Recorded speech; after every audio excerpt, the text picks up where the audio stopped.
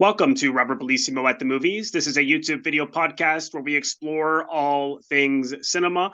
I want to welcome to the show Nat Segaloff, who has been a movie publicist and film critic, TV producer, college teacher, reporter, and broadcaster. He has brought all those skills to his more than 24 books, most of them about film history and filmmakers. His print and TV biographies include those of John Belushi, Larry King, Arthur Penn, Harlan Ellison, William Friedkin, John Milius, Paul Mazursky, Stan Lee, and Sterling Siliphant.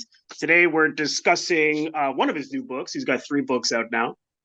Say hello to my little friend, A Century of Scarface. Nat, welcome. Thank you again for doing this. I'm glad we're finally talking, Robert. Thank you. My pleasure. This was such a treat. I really enjoyed it, and I'm amazed at how much you packed into this book, because it's not a very long book, and sometimes I think, man, there are so many moving parts and people. So I'm curious how how you went about fitting all that in. But before we get to the book, I just wanted to go back a little bit and talk about what initially got you interested in writing to begin with. Writing in general, that is. Writing in general? Yes. Wow. Let's go way back. Well, I was born a poor sharecropper's son in Mississippi. No, actually, I was raised to be literate. I had both parents were college educated, and I was taught to read early. But mostly, I became a writer when my college freshman rhetoric teacher, that's what they called English back in those days, complimented me on an essay that I'd written. I'd never, from parents, family, or any other teachers, ever had a compliment on anything I'd written. But it was Virginia Mine, that was her name, M-E-Y-N, who actually gave me a compliment on something I'd done, that I said, hey, somebody's going to read this stuff. Maybe I'm good. And she just kept on giving me praise. So I don't know who taught me to write, but I became a writer when somebody told me I was a writer. Interesting. Yeah, just we all need that push, right? So. Well, whatever you're going to be, as long as you're affecting somebody or somebody's giving you some sort of recognition or just even acknowledgement, that maybe tells you you're going the right way. It's like when you're on the street, you see the street sign, you say, oh, yeah, I am on Venice Boulevard. Then you know you're going the right direction. What was it about these 2 films and this period, that made you want to write this book? There are 2 reasons. One is that my agent says that publishers love even-numbered anniversaries for films, and Scarface was coming up on 40, and we were able to sell it to Kensington. Well, the other thing was, and this happened years before, when I was a reporter, I interviewed Michelle Pfeiffer for a few moments for a film she made called Lady Hawk, which is not one of my favorite films. But as I was leaving the room, I said, I'd like to talk about Scarface. She got incredibly defensive, saying, we worked hard on that film, because it was treated, as you know, very badly by the press when it came out in December of 83.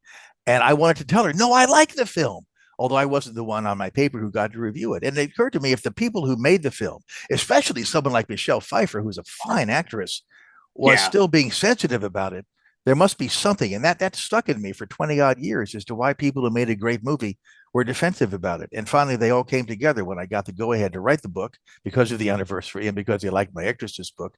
And also because of this defensiveness people had, I decided to pursue it. And I was amazed at some of the things I found out. Well, and I was amazed to hear about so many things, which we'll unpack shortly, I'm sure.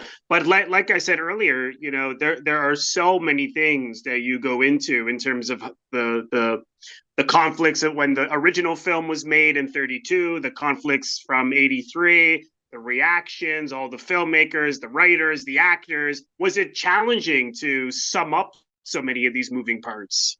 It was very challenging to make them in a way that could be accessible to the average reader, because I didn't want to get off into the esoterica of Howard Hughes' Summa Corporation owning the negative, and Howard Hawks saying he stole the negative, and the motion picture production code. All of these things are very nice until you get to the second paragraph, and then the yawns start. So I had I had to find some similarities. For example, the Howard Hawks version, which was released in 1932, had terrible censorship problems. Well, so did Brian De Palma's 1983 version. So we're able to form a link between the production code when it was just about to be enforced strictly and the production code after it dissolved. And so we see the full range of these things. We talk about how organized crime has an affinity for Hollywood and how, embarrassingly enough, Hollywood has an affinity for organized crime. We also talk about the drug trade, primarily cocaine. And I'm very proud of titling that chapter "A Few Lines About Cocaine." But all these things popped up as I was doing my research. And usually, when you're researching a book, and let me know if I'm talking too fast, you find all kinds of things you can't fit in anywhere. But my editor, James Abate, was able to find a way to do sidebars and to let me sort of veer off into tangents and talk about things that I think are as interesting as the movies. I agree. And it gives, just myself as the reader, so much to think about. For example, the fact that, when I think of pre-code Hollywood, which Scarface, the original is, 32, we think of that period where anything goes, that there was a production code, but it seemed, when you look at the movies back then, it's shocking that how much they were able to explore. Did it come as a surprise to you, all the problems that Hughes had with this film? Not so much, because I knew the problems he had on The Outlaw. And of course, being a kind of a film nerd Right. anyway, I was aware of it. But I was surprised at the solution to it, which was that he simply shot a new ending for the film, which Howard Hawks, Paul Muni, and nobody, Ben Heck, the writer, had nothing to do with.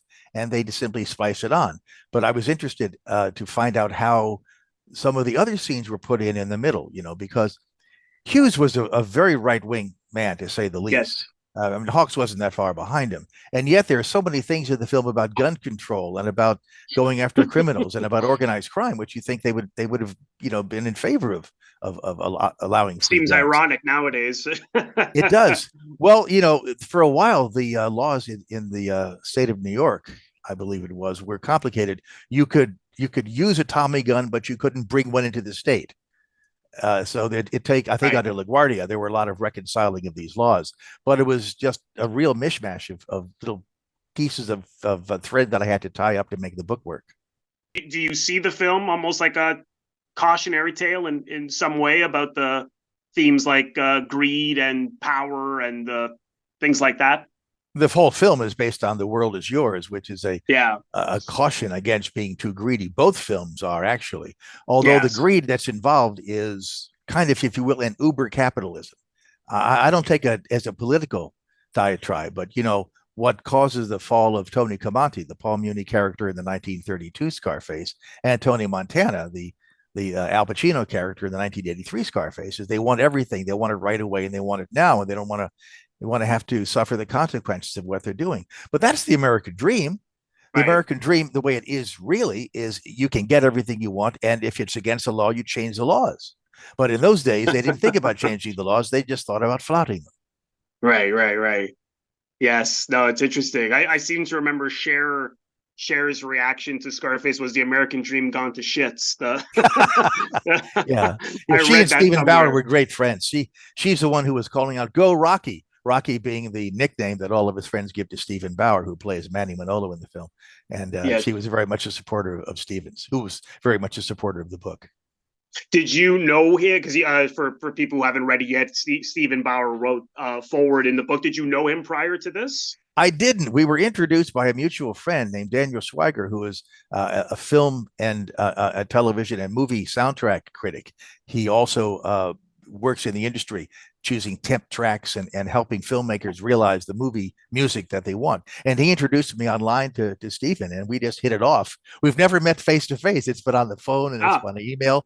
And he was so gracious to write this wonderful foreword. Yeah, it was great. When Stephen Bauer and Al Pacino started working on the film about a month before rehearsals started, Brian De Palma was able to get rehearsals. They went to a beach house in Malibu, which Pacino was renting. Stephen had a beach house on Malibu too, but it was nowhere near what Pacino was renting. And they hung out for a month and they practiced their Cuban dialects, because Stephen Bauer is Cuban and German. And they just got into each other's skin and speech patterns, and that's what made the relationship in Scarface so completely believable. And as Stephen put it in his foreword, he says, "I taught Al Pacino how to be Cuban, and Al Pacino taught me how to be an actor." And he's a real hot ticket, a really great guy. That's great. That's great to hear. Looking back on the 32 version, do you remember the first time you saw it? The first time I saw the 32 version, I'm surprised that the copyright police didn't burst in. The film was under confiscation by Hughes for a long time because when he tried to re-release it after Joseph Breen started really enforcing the production code, they wanted so many cuts that Hughes said, "The hell with this," and he just took it off the market for decades and decades. The only way to watch the 1932 Scarface was to watch a 16 millimeter bootleg copy. Well, guess who walked into his classes at Boston University with a copy of Scarface? We shut all the doors and held a screening after hours one night, and that's how I first saw Scarface. And Oh it's wow. kind of fitting that I saw a film about bootlegging with a bootleg print. Has your feelings evolved about it each time you've seen it? I think it's a rather pretentious film for Howard Hawks, who was one of the least pretentious directors. You know, all the symbolism of the X, meaning somebody's going to die, and the Right. moving camera and all the shading. But to move a camera, which was the size of a Volkswagen in 1932, was an extraordinary achievement. And Hughes supported Hawks all the way, and Hawks was able to achieve this. But it certainly isn't as sprightly as some of the other stuff that Hawks has done, like I Was a Male War Bride or His Girl Friday. But in the pantheon, it's still up there, and I think in the top 12 or so of what Howard Hawks has done. I was curious because Ben, the writer, the screenwriter, Ben Hecht, were was anyone worried about Al Capone coming after anyone when this came out? I know that you told that great story of some gangsters approaching him saying, "Is this about Al?" And he's like, "No, no, no. I know it's only loosely about him." What I don't know if you found out anything about that. Was anyone worried or? Nobody was worried that Scarface was going to be about Al Capone because Al Capone was something of a media whore, which I think is the sort True. of thing which is the thing that toppled John Gotti and others later on. But Right. also, Capone supposedly had his own pirated print that he would happily show to people. So I Yeah. don't think he was going to be the Pauline I read Kael he liked of it last night. Scarface. I read he quite liked it. Well, it's publicity to a Mm, point. The kind of publicity you can sort of control, and he could always deny it. But I couldn't get under Al Capone's skin, but he must have really loved it. right. Yes. What is it about these kind of stories, gangster films in general, that's fascinated audiences for so long, do you think? I think the way to encapsulate the joy that watching gangsters give audiences is a line that John Milius wrote in his 1973 film Dillinger, where for some reason I can't speak today, where Warren Oates Okay. played the famous Dillinger. He said, "You do what I do if you have the guts." And Yeah. I actually Yeah. think that's why audiences love watching gangster films, because these people do get away with it until the last couple of minutes, of course. Right. Right. Which is the parts people always seem to forget. Well, that's the irony of the Yeah. 1983 Scarface. Yes. The Yes. reason the film was rated R instead of X is that the producers successfully argued before the Classification and Ratings Administration of the Motion Picture Association that the film served as a lesson to audiences. Therefore, it shouldn't be rated X. It should be rated R because people should see it, young people should see it, to tell them not to go into crime. Well, the film Right. became popular because of what Al Pacino was able to get away with, and the people constantly forget the last couple of minutes, which that he gets blown to hell. So Yes. it's the ups from the film that people remember, not the ultimate down. Yeah. No, I always find that so interesting. And I think that quote you wrote in the book is true. It's like if you if it was you, you would do it too, or from the Yeah. Dillinger film, because I think there is something about seeing people just not take crap or go on impulse, and more connected to their violence, which is those things in us that we know that if we follow, there's going to be serious consequences. But these people don't seem to. They seem to accept it and Yeah. dive right into it I know until the end. yeah. I know there's a great line I remember all of a sudden from a movie that Ted Flicker made called The President's Analyst. And I think it was James Coburn who said at one point, but he said, "Isn't it great to be able to get it out of your system of wanting to kill somebody by actually killing them?" Every now and then I'll have a conversation with someone who maybe took some crap, and they'll say, if I can only be like such and such in The Sopranos, and it's like Yeah. we do have those impulses, but I think there is something about these people outside the law that is attractive, and for all the reasons you mentioned. I mean, what's most fascinating to me, and I knew this before, was the fact that the hip hop community have really embraced it and celebrated it. And you talk about a lot of different, possibilities and reasons why that was. Is there sort of from all the research you did, is there like a through line to that? Is there a general reason that you consistently found people would say that this is why this community has embraced this film? The hip hop community's embracing of Scarface is, I think, best articulated by Bill Stephanie, who spoke to me for the book. He's one of the founders of Public Enemy, so I think he knows what he's talking about. And the film very clearly expressed the yearnings of people who'd been disadvantaged or oppressed over the years. The idea of having somebody entirely motivated by what he wanted to do and knew that maybe he wouldn't live that long, and able to get what he wanted is a pretty compelling motivation. And that's why the film caught on, even before the general press acknowledged it. The people in the hip hop community, which means people of color in the urban setting, saw the movie almost as soon as it came out. It connected with them right away. The irony is that Universal Pictures really wasn't that invested in that community when they released the movie. Their advertising campaign wasn't really aware that this was where the audience was, not Beverly Hills. Right. Yeah, I always find that so fascinating. The way, like, the film has, both films had this bad reaction when they, probably more so the 83 one. And again, I really like what you did in the book. You go over all the possible reasons why that is, and there's not just one simple reason. But again, for the fact that these films both were so shocking to people and left a bad taste in a lot of people's mouth. Is there again a through line for you as to why they both years later became these, classics? They pushed the envelope. What made the original Scarface exciting was the fact that it was a hell of a gangster film. But the other Scarface, the 1983 Scarface, it made some money, but it didn't really explode until something called cable television. Right. And it was one of the films. Remember, it didn't make a lot of money, so Universal Pictures sold it to cable. And then it came into people's homes and people could watch it many times, according to what HBO and other services were able to schedule. That's what really made it work, because you can put on a 3-hour movie and keep on watching it. And it's always on in the, it's one of those living room pictures where if you're walking through the living room and Scarface is on TV, you sit on the sofa and watch it. And it's just one of those compelling movies, especially for people who liked it the first time. And you can see all sorts. It is not just a slapdash action film. Brian De Palma and his director of photography, John Alonzo, constructed a beautiful, beautiful tapestry of elegant images. Yes. And just let them play out in front of you.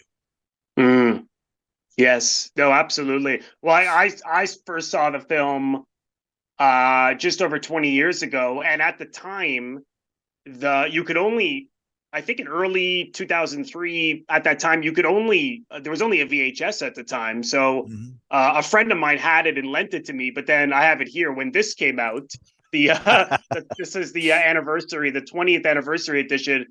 In my high school, it was like a brand new movie. I mean, the excitement that all of us 16-year-olds had over this film to get this DVD. And it's now, when I look back, it's so fascinating because it was a whole new movie, and I'm sure people are experiencing it as in a new way all the time. Yeah. When it was on VHS, was it letterbox or was it pan and scan? You know what? I think my friend taped it off TV and lent it to me. He didn't even have a purchase. I don't even remember. So you bootlegged it, basically. Yeah, exactly. Yeah. Hopefully the cops will come after me. Now, did you feel that you had to put, close and lock the windows and pull down the shades and put a towel under the door and stuff? No, wait a minute. I'm surprised I didn't. Sorry. But did you have a sense of excitement that you really shouldn't be watching this movie? After all, you were under 18. Yeah, I remember that. That was sort of like the period when I was just getting interested in films, and I had a friend who knew a lot about gangster movies. So I was, watching one by one. Goodfellas, Casino. Casino felt more like what you described. I thought, oh God, I'm going to get in trouble. I don't, for some reason, I was so taken by this that I'm not sure why I didn't feel I was doing something a little on the naughty side at that age. But it had such a profound effect on me, particularly the performance from Pacino, which is so electrifying. Do you have a preference between the two? Judging by the book, I felt you liked the 83 one more, but do you have a preference? I think Pacino is much more, well, controlled is not the word. Let's say he fits the medium much better, because Paul Muni, remember, we're talking about primitive sound recording equipment, and I don't believe that Paul Muni, who was a fine stage actor, really acclimated himself to the subtleties that were necessary in film in those days. He was subtleties that Pacino was able to embody, especially his facial moves, moving the mouth down, his glances, his steely glaze, which is very different from Michael in The Godfather. I mean, Oh yeah, well, totally different. we're talking Al Pacino, one of the handful of great actors. So Right. Yeah. Yeah, I agree. And also, like you said in the book, it's one's 3 hours, the first one's an hour and a half. So the second one, they were able to really explore those relationships, and they're much richer. Whereas I really like the first one, but it moves rather quickly. It's very goes to those plot points very, very quickly. But I do I do certainly like the first one as well. But it's hard to match. I mean, the remake is so incredible. I know we touched on this already about some of the things the film says about power and greed, but you also mentioned these connection to Hollywood and Hollywood sort of flirtations with gangsters over the years. What to you does the 83 or the 32 both say about Hollywood? Would you say? Hollywood has the fascination with gangsters, but I don't believe there's any connection between those films and the way the mob tried to take over Hollywood in the late 30s. But it's Right. a curious story. There's a story that really deserved its own book. A wonderful writer named Alan Rhodey has written a number of articles for Film Noir magazine chronicling this. I knew Oh, about it beforehand from some of the blacklistees. I mean, there's a whole side story. In the late 1930s, he says, going off on a tangent, the mob decided that they would infiltrate Hollywood because there's all this money out here. I only So, heard of that about a year ago. I didn't know that. It's oh interesting. yeah, it's even on the website of the IATSE, which is the major trade Yes, I organization out actually, yes, here. I'll have to check So that out. they came clean, but essentially they sent a guy named Willie Byoff, who was one of Capone's capos, to California to organize the unions out here, and he contrived to elect a man named George Brown as the head of the IATSE, and they were shaking down the film companies for money so that there would not be any strikes. Now, I find it interesting because the film companies paid, and I find it interesting that the film companies have always been afraid of communism, and yet communism is legal in this country, but they had Right, no problem with the mob, which is illegal. And this is something which I think sets the template for any movies right, about the mob. Certainly, right. if you look at the very end credits of Coppola's Godfather 3, which is now called The Death of Michael Corleone, you'll see a special thank you to Charlie Bluhdorn, who was the head of Gulf and Western when Coppola was making the original Godfather. Well, what Bluhdorn was consumed with when the original Godfather was being made was that the mob was buying into Paramount Pictures, Gulf and Western, and he had to Right. try to get them out. Now, in the film, it's turned into Immobiliari Corporation, which is run with the Catholic Church. But in fact, the mob was trying to take over Paramount. Mm. So it doesn't stop. Now that it's December and Christmas is around the corner, here's a great book to give to a film friend. And we know you got two other books out, which I'm reading now, both Breaking the Code, which Oh, that's fun. Yeah. I haven't started it yet, but I'm looking forward to it. And I'm currently reading The Exorcist Legacy, which Nat will be talking to me later this month about. So 3 books. You're a busy guy. Yeah, nothing quite says Merry Christmas like demonic possession. Hey, it is a religious holiday after all, right? So When you think about it, both books, Scarface and The Exorcist, are about possession, but a different kind, in a way, in a way. yes, one by greed, one by demonic Substances. possession. Yes, Yes. it's a good point. Interesting. Good connection there. If people want to follow you on social media or your website, where's the best place for them to go? I am antisocial when it comes to media, although I'm on Facebook. But primarily, I have my website, which is www.natsegaloff.com. I can either be one of these people who posts on social media or writes books, and I choose to write books. There you go. Fantastic. Well, I will leave the links in the description box below for where you can follow Nat on social media or check out his website. And Nat, thank you again so much for your time. Again, I've thoroughly enjoyed the book, and I know we're going to be talking again very, very soon about The Exorcist Legacy. So look forward to having you back. I look forward to speaking with you again, Robert. Thanks very much for this. Thank you so much, everyone, for watching. I want to thank all of my members on Patreon. If you're interested in becoming a member of my Patreon, head over to the link, patreon.com/Robert Bellissimo at the movies for full details. Patreon is exclusive content that I create month in and month out. And as a subscriber, you are able to vote on polls and contribute to what I do on Patreon month in and month out. So head over to the link for full details. You can also leave a donation directly to my YouTube channel by pressing the thanks link, which you will find directly below the video frame. Just click on the thanks link and you can leave a donation there if you choose to. And lastly, if this is your first time here, please consider subscribing. It is absolutely free to do so. By pressing the Robert Bellissimo at the movies logo, you will see it floating above my head in the top left corner to your top left. In just a second, just click on that and then click the bell in order to get a notification every time I release one of my new episodes. Also, click the like button and leave a comment below. Let me know what you think of this episode. Also, you can also share the episode. All of these things are what produce traction to my YouTube channel. So I appreciate you watching and thank you again. And I will see you in the next episode.